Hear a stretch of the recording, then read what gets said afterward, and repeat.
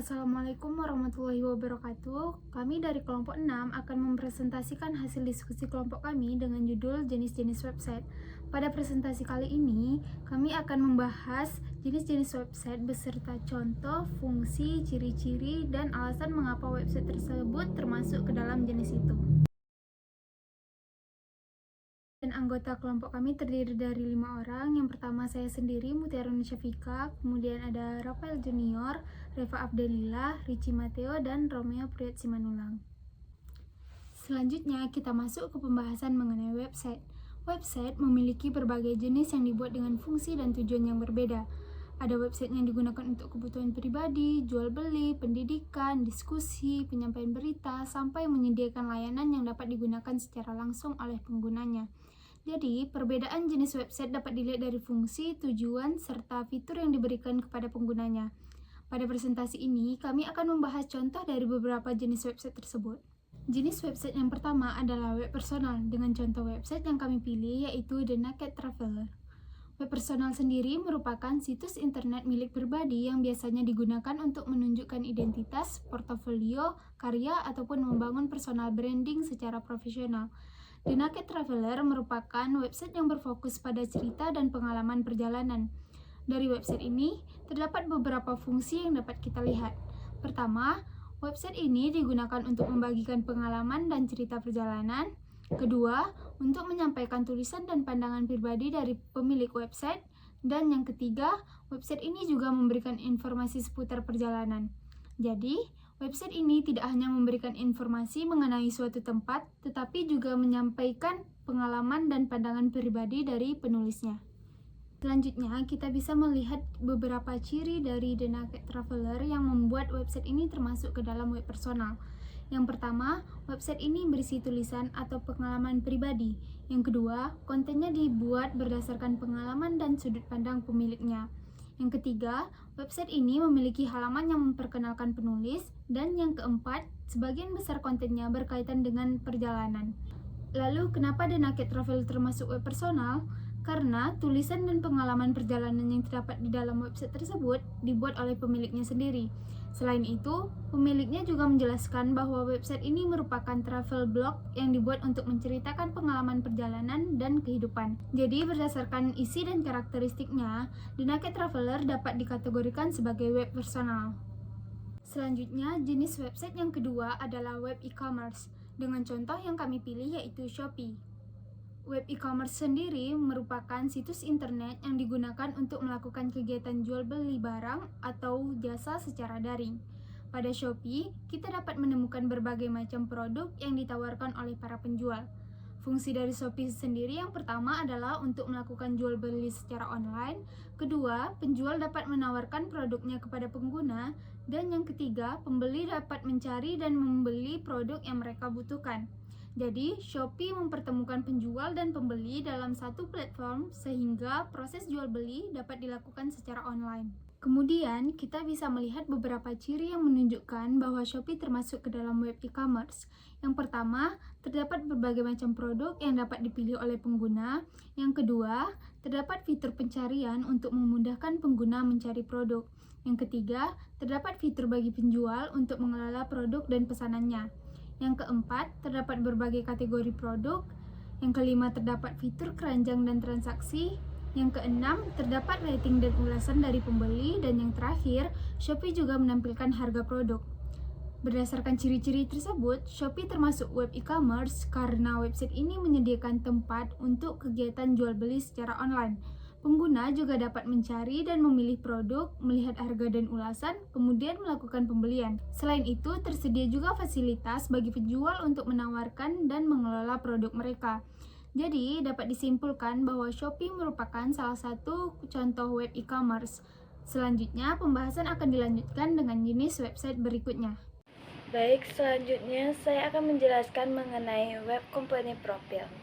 Web company profile itu merupakan website yang digunakan untuk memberikan informasi mengenai suatu perusahaan atau organisasi secara online.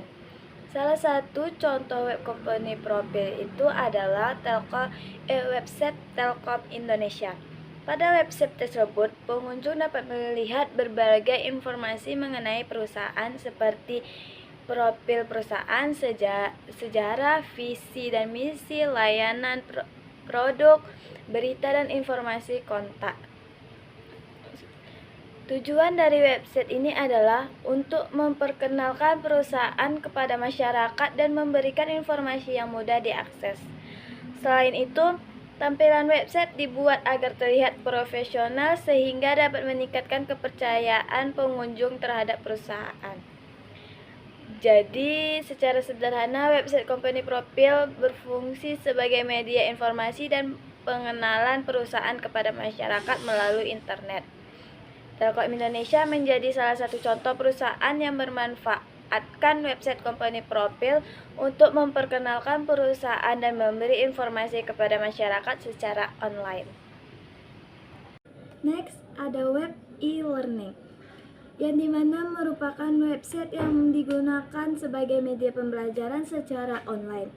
Website ini membantu proses belajar mengajar agar dapat dilakukan dengan lebih mudah dan fleksibel melalui internet. Contohnya itu ada Google Classroom yang dimana digunakan untuk mendukung proses pembelajaran melalui penyampaian materi, pemberian tugas, mengumpulkan tugas, dan komunikasi pembelajaran. Fungsinya itu untuk membantu proses pembelajaran secara online, menyediakan tempat untuk membagikan materi pembelajaran, memudahkan siswa dalam mengumpulkan tugas. Di sini ada ciri-ciri dari Google Classroom. Yang pertama itu ada fitur pemberian dan pengumpulan tugas. Yang kedua, ada materi pembelajaran. Yang ketiga, dapat digunakan untuk mengelola kegiatan belajar secara online. Yang keempat, ada ruang kelas virtual. Dan yang kelima, ada kolom komentar atau komunikasi. Keenam, ada fitur pengumuman. Dan yang terakhir, penampilan harga produk. Nah, kenapa sih termasuk ke web e-learning? Selanjutnya saya Richard Matias Panegultom akan menjelaskan tentang web forum dengan contohnya yaitu Kaskus. Web forum adalah web atau platform online yang digunakan pengguna untuk berkomunikasi atau berinteraksi berbasis teks dengan cara asinkron. Berikut beberapa informasi tentang web Kaskus. Yang pertama ada linknya yaitu https://www.kaskus.co.id, berupa forum komunitas online di Indonesia yang berisi diskusi berbagai topik. Dalam Kaskus, pengguna dapat membuat thread, memberi balasan, dan forumnya dikelompokkan berdasarkan topik tertentu. Di Kaskus, diskusi difasilitasi antar pengguna melalui thread, komentar, dan kategori topik. Berikut ciri-ciri Kaskus mengapa Kaskus dapat dikatakan sebagai web forum. Yang pertama, thread diskusi. Anggota dapat membuat topik atau pertanyaan baru. Yang kedua, balasan pengguna. Pengguna lain dapat menanggapi dan berdiskusi. Yang ketiga, kategori topik. Diskusi disusun berdasarkan minat atau tema tertentu. Yang keempat, akun komunitas. Anggota memakai akun untuk berinteraksi dan mengikuti diskusi.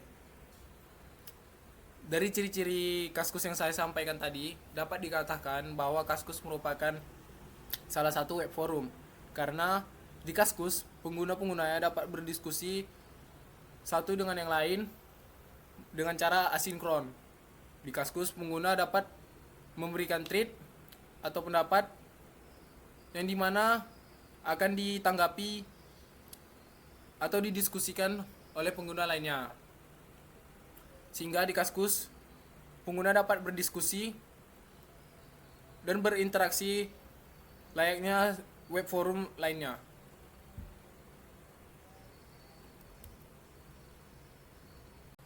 Selanjutnya, saya Rafael Junior akan melanjutkan Kompas.com sebagai web berita.